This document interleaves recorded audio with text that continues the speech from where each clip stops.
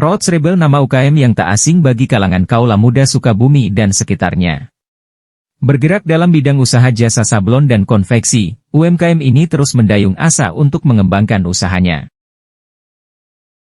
Assalamualaikum warahmatullahi wabarakatuh, Sampurasun. Saya koresponden wartain.com. Hari ini berkunjung ke salah satu gerai konveksi UKM Rhodes Rebel namanya di Desa Bojong Raharja. Kebetulan ini merupakan binaan Apmikimdo DPD Kabupaten Sukabumi Raya. Hari ini saya akan menggali, menanyakan bagaimana situasi dan kondisi tentang usaha yang digeluti oleh owner dari UKM ini. Pak Teguh, kami dari wartain.com sengaja datang ke konveksi Bapak mau wawancara terkait bagaimana proses perjalanan berdirinya, kemudian proses kerja dan lain sebagainya tentang konveksi yang sedang dijalankan oleh Pak Teguh. Yang pertama adalah berkaitan dengan sejarah berdirinya, kemudian nama konveksi yang Bapak hari ini jalankan. Ya, Assalamualaikum warahmatullahi wabarakatuh. Ya, terkait sejarah ya, proses awal saya bekerja di bidang sablon. Awalnya ini berdiri udah 5 tahun, berarti tahun berapa ya? 2018 awalnya saya menggeluti sablon, dunia sablon. Awalnya saya suka style, terus suka gambar-gambar unik lah di baju. Dari awal saya suka belanja dengan harga yang lumayan mahal. Terus saya berpikir, saya nyoba bikin sendiri aja gitu. Awalnya buat brand sendiri, mau bikin brand. Cita-citanya mau bikin brand, cuman udah berjalan, bisa kita belajar sablon, terus berjalan. Ternyata kebetulan banyak yang mesen, Pak. Jadi si brand tersisihkan lah. Yang tadinya saya udah aja, saya produksian yang pada pemesan gitu. Oke. Tadi disampaikan oleh Pak Teguh, ini kan awalnya suka style, suka style. Kemudian setelah Pak Teguh punya brand sendiri atau nyablon sendiri, nah kemudian untuk bahan-bahannya sendiri didatangkan dari mana? Kemudian apakah beli sendiri atau kerjasama dengan orang?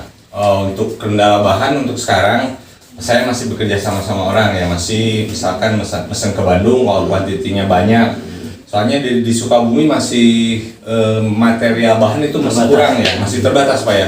Masih terbatas, terus dari harga cuma emang agak mahal ya Pak ya. Kalau di Bandung untuk kuantiti banyak lebih murah gitu kan, cuman emang kondisinya mungkin jarak ya, kadang kita ngejar waktu gitu kan ya. Paling gitu lah Pak. Oke, untuk pesanan sendiri volumenya sampai berapa piece? Kemampuan konveksi di sini per hari nyampe 100, kalau per minggu rata-rata stabilnya ya paling 300-400 lah. 300-400 piece ya. Itu area mana saja itu ya yang order ke Pak Teguh? Itu mencakupi Sukabumi. Masih wilayah Sukabumi. Iya, Sukabumi. Jadi di luar Sukabumi belum ada orderan? Ada cuma masih belum continue. Ada berapa dari Purwakarta, dari Bekasi, dari kemarin malah dari luar negeri juga pernah kita produksi, dari Hong Kong pernah ada ya. Oke. Itu untuk penyebaran informasi berkaitan dengan adanya konveksi atau sablon Pak Teguh menggunakan sistem offline atau online? Offline jalan juga ya. Oke. Sampai detik ini udah berapa karyawan yang ada di sini yang bantu? Untuk karyawan saya ada 3 yang nyablon, saya masih bantu. Soalnya masih di bidang ini kan harus ada seni yang harus memakai hati lah. Jadi harus yang bekerja tuh masih saya awasi dulu, masih belum sempurna lah ya. Rata-rata kisaran harga berapa ini per piece-nya itu? Untuk per piece kita ngasih harga sampai 60-65 ribu lah. Per piece ya. Artinya omsetnya sudah mencapai jutaan dong? Ya, alhamdulillah. Iya. Kemudian sempat terjadi stagnasi ketika Indonesia bahkan dunia dilanda pandemi COVID-19. Kan di awal kita berdiri 2018, sementara COVID itu di akhir 2019 awal 2020. Bagaimana situasi usaha Pak Teguh ketika COVID-19 ini melanda? Yang ya pas COVID ya jelas ya pasti omset sangat menurun, terus yang pesanan juga sangat turun drastis ya malahan ya. Cuman kita berpikir lagi ya mengembangkan lah, yang mengembangkan dengan keadaan. Aam Abdul Salam, S.Ag. Atas nama Ketua APMI-Kimdo Sukabumi menyampaikan, semoga Teguh dalam menjalankan usahanya dapat perhatian dan dukungan dari pemerintah, khususnya dari Dinas Koperasi Kabupaten Sukabumi untuk mendorong dengan pelatihan dan memfasilitasinya. Antar UKM itu bersatu bergerak dalam rangka membangun usahanya. Nah, ini yang paling penting, mudah-mudahan apa yang dilakukan Pak Teguh dalam membangun usaha di bidang sablon dan konveksi ini dapat perhatian dan dukungan dari pemerintah, ya khususnya dari Dinas Koperasi UMKM Kabupaten Sukabumi, bagaimana hadir ikut mendorong, memberikan pelatihan, memfasilitasi dengan ya hadir sebagai wakil dari negara untuk membantu para UMKM. Misalkan contoh, ketika Pak Teguh membutuhkan aspek pemodalan, sekarang kan ada program pemerintah Pak Teguh yang namanya KUR. KUR ya. Nah, tapi mudah-mudahan KUR itu juga optimal melayani para UMKM. Jadi jangan dihadapkan juga para UMKM dengan berbagai persyaratan dan juga dengan jaminan, kan gitu juga, agar diberikan kemudahan sesuai dengan prosedur perbankan tentunya. APMI-Kimdo bisa memfasilitasi itu. Nah, APMI-Kimdo justru APMI-Kimdo perannya di sana. Nanti APMI-Kimdo bersama kawan-kawan tim akan membantu melakukan pendampingan. Dalam tadi aspek apa? Aspek manajerial, aspek pemasaran, permodalan, aspek juga bagaimana para UMKM kayak Pak Teguh mampu mengakses program-program pemerintah. Salah satunya KUR dan program yang lainnya. Tapi tentunya ini pun harus dapat dukungan dari semua pihak.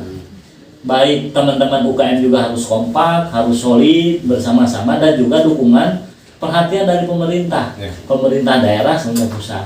Dan khususnya karena Pak Teguh di Kabupaten Sukabumi, mudah-mudahan juga dapat dukungan dari Pak Bupati Sukabumi yang sangat peduli dan concern terhadap memajukan UMKM.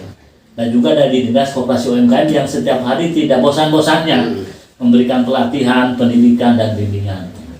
Dan juga Teguh jangan juga pesimis, ya, harus optimis. Nanti APMI-Kimdo, Asosiasi Pengusaha Mikro Kecil Menengah di Indonesia Kabupaten Sukabumi, akan selalu hadir bersama-sama untuk membantu, mengawal. Bahasanya kita bersama-sama mengawal.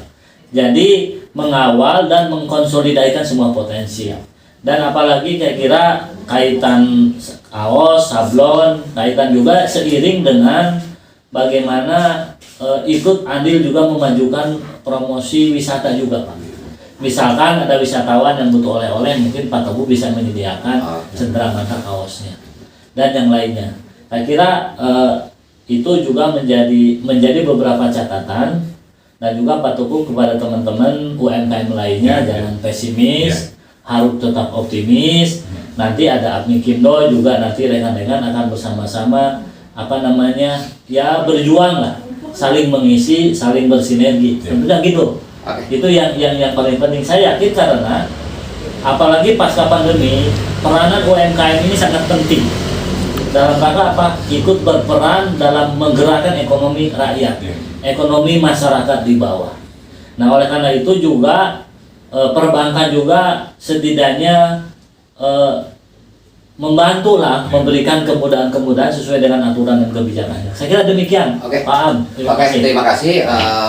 Untuk closing, Pak Teguh jangan khawatir, setiap UMKM atau usaha kecil menengah mikro itu hari ini pemerintah memang lagi serius mengurus para pelaku usaha kecil, karena mereka merupakan fondasi ekonomi yang tahan terhadap bantingan-bantingan apapun melanda Indonesia. Tetap mereka, para pelaku usaha kecil ini, selalu tegak berdiri untuk kemajuan ekonomi Indonesia. Ada APMI-Kimdo, nanti ada Dinas UKM dan lain sebagainya. Nanti Pak Teguh bisa koordinasi, bisa konsultasi dengan stakeholder dan instansi-instansi terkait. Terima kasih Pak Teguh. Assalamualaikum warahmatullahi wabarakatuh.